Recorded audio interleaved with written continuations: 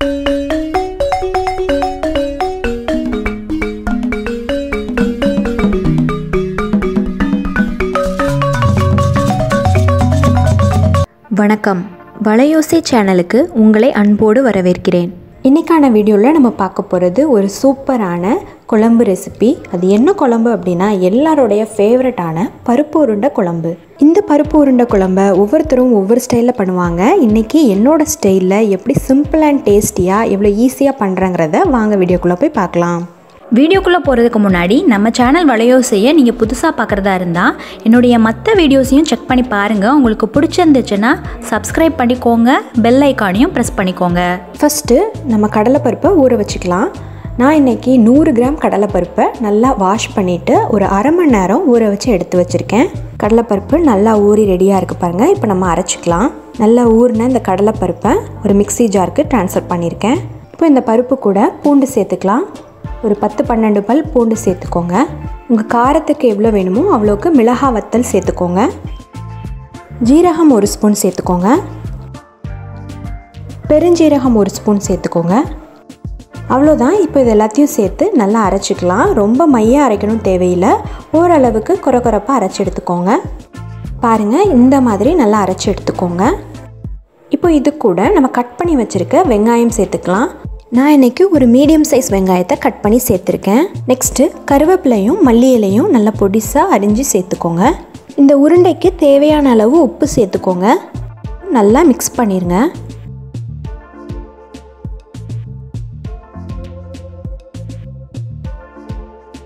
எல்லாம் சேர்த்து நல்லா மிக்ஸ் பண்ணியாச்சு. உங்களுக்கு எந்த சைஸில் உருண்டை வேணுமோ அந்த அளவுக்கு நல்லா உருட்டி எடுத்து வச்சுக்கோங்க.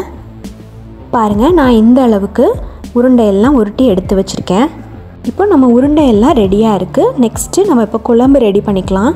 சில பேர் இந்த உருண்டையை இட்லி குக்கரில் வேக வச்சுட்டு அதுக்கப்புறமா குழம்புல ஆட் பண்ணுவாங்க. நான் இன்றைக்கி அப்படி எதுவுமே பண்ண போகிறதில்ல. ஸ்ட்ரைட்டாக நம்ம குழம்புல தான் இந்த உருண்டைகளை போட்டு வேக வைக்க போகிறோம்.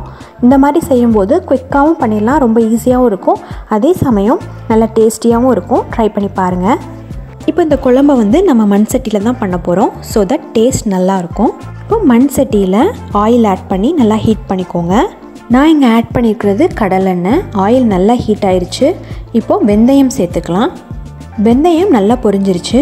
10 பல் பூண்டை நல்லா தோல் உரிச்சிட்டு நல்லா பொடிசாக சாப் பண்ணி வச்சுருந்தேன். இப்போ அதையும் சேர்த்துக்கிறேன். நம்ம ஆட் பண்ணியிருக்க ஆயிலில் இந்த பூண்டு நல்லா ஃப்ரை ஆகணும், அதோட ஃப்ளேவர் நல்லா இறங்கணும். அந்த அளவுக்கு நல்லா ஃப்ரை பண்ணிக்கோங்க. பூண்டு நல்லா வதங்கிருச்சு. இந்த ஸ்டேஜில் நம்ம வெங்காயம் ஆட் பண்ணிக்கலாம். வெங்காயம் நீங்கள் சின்ன வெங்காயம் பெரிய வெங்காயம் ரெண்டையும் மிக்ஸ் பண்ணி கூட ஆட் பண்ணிக்கலாம், இல்லை சின்ன வெங்காயம் மட்டும் கூட நீங்கள் ஆட் பண்ணிக்கலாம். நான் இங்கே சின்ன வெங்காயம் பெரிய வெங்காயம் ரெண்டையும் சேர்த்து மிக்சடாக தான் ஆட் பண்ணியிருக்கேன். இப்போது ஒரே ஒரு மிளகாவை 2ஆக உடச்சி சேர்த்துக்கிறேன். வெங்காயம் நல்லா வதங்கட்டும். மீன்வைல் இந்த குழம்புக்கு தேவையான ஒரு தேங்காய் பேஸ்ட் நம்ம அரைச்சி ரெடி பண்ணிக்கலாம். ஒரு மிக்ஸி ஜாரில் தேவையான அளவு தேங்காய் கூட 1 ஸ்பூன் சீரகம், 1 ஸ்பூன் பெருஞ்சீரகம் எல்லாத்தையும் சேர்த்து நல்லா மையாக அரைச்சி எடுத்துக்கோங்க.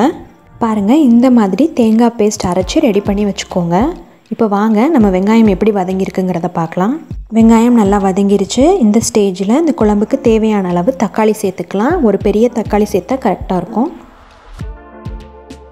வெங்காயமும் தக்காளியும் சேர்த்து நல்லா வதக்கியாச்சு. பாருங்கள், இந்த அளவுக்கு நல்லா வதக்கிக்கோங்க. இந்த ஸ்டேஜில் இந்த குழம்புக்கு தேவையான அளவு உப்பு சேர்த்துக்கோங்க.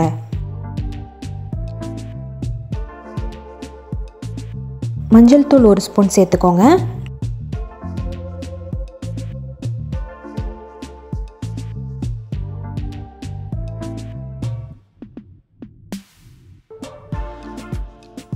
இப்போது உங்கள் காரத்துக்கு எவ்வளோ வேணுமோ அவ்வளோக்கு மிளகாய் தூள் சேர்த்துக்கோங்க.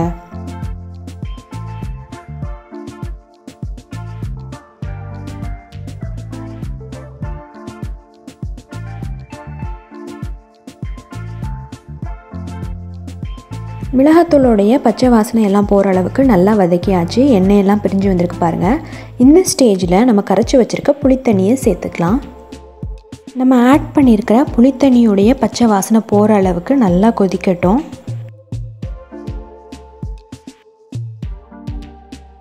இப்போ நல்லா கொதிக்க ஆரம்பிச்சிருச்சு. இந்த ஸ்டேஜில் நம்ம அரைச்சி வச்சுருக்க தேங்காய் பேஸ்ட்டை சேர்த்து நல்லா மிக்ஸ் பண்ணி விடுங்க.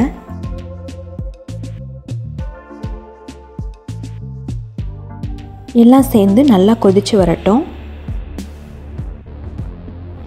தேங்காய் எல்லாம் சேர்ந்து நல்லா கொதிச்சிருச்சு. இந்த ஸ்டேஜில் நம்ம ரெடி பண்ணி வச்சுருக்க உருண்டையெல்லாம் சேர்த்துடலாம். ஸ்லோவாக ஒவ்வொரு உருண்டையாக எடுத்து சேர்த்துக்கோங்க. உருண்டையை சேர்த்ததுக்கப்புறமா கரண்டியை வச்சு கிளறி விட்டுறாதீங்க, உருண்டையெல்லாம் உடஞ்சிரும்.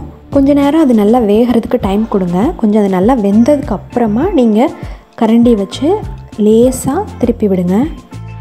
உருண்டையெல்லாம் நல்லா வேகட்டும். இந்த குழம்போட எசன்ஸ் எல்லாமே இந்த உருண்டையில் இறங்கி நல்லா டேஸ்டியாக இருக்கும். இப்போ பாருங்கள், நம்ம ஆட் பண்ண உருண்டை எல்லாமே நல்லா வெந்துருச்சு. இந்த உருண்டை எல்லாமே இந்த குழம்புல நல்லா சோக்காகி இருக்குது பாருங்கள். ஃபைனலாக இந்த குழம்பை நம்ம தாளிச்சிக்கலாம். எண்ணெய் ஆட் பண்ணிவிட்டு கடுகு உளுந்த பருப்பு, கருவேப்பிலை, மிளகாய் வத்தல் எல்லாம் சேர்த்து தாளித்து ஆட் பண்ணிக்கோங்க. அவ்வளோதான், ரொம்பவே டேஸ்டியான பருப்பு உருண்டை குழம்பு ரெடி. நீங்களும் இதே மாதிரி பருப்பு உருண்டை குழம்பு ட்ரை பண்ணி பார்த்துட்டு எப்படி இருந்ததுங்கிற உங்கள் கமெண்ட்ஸை கமெண்ட் பாக்ஸில் தெரியப்படுத்துங்க. இந்த வீடியோ உங்களுக்கு பிடிச்சிருந்துச்சுன்னா லைக் பண்ணிடுங்க, உங்கள் ஃப்ரெண்ட்ஸ் அண்ட் ஃபேமிலிக்கும் ஷேர் பண்ணிடுங்க. தொடர்ந்து நம்ம சேனல் வலையோசையில் வர வீடியோஸ் எல்லாத்தையும் நீங்கள் மிஸ் பண்ணாமல் பார்க்கணுன்னா நம்ம சேனல் வலையோசையை சப்ஸ்கிரைப் பண்ணிக்கோங்க. பக்கத்தில் இருக்க பெல் ஐக்கானை ப்ரெஸ் பண்ணி ஆல்ங்கிற ஆப்ஷனை செட் பண்ணிடுங்க. அப்போ தான் நான் போடுற வீடியோஸ் எல்லாமே உங்களுக்கு நோட்டிஃபிகேஷனில் தவறாமல் வரும். நன்றி.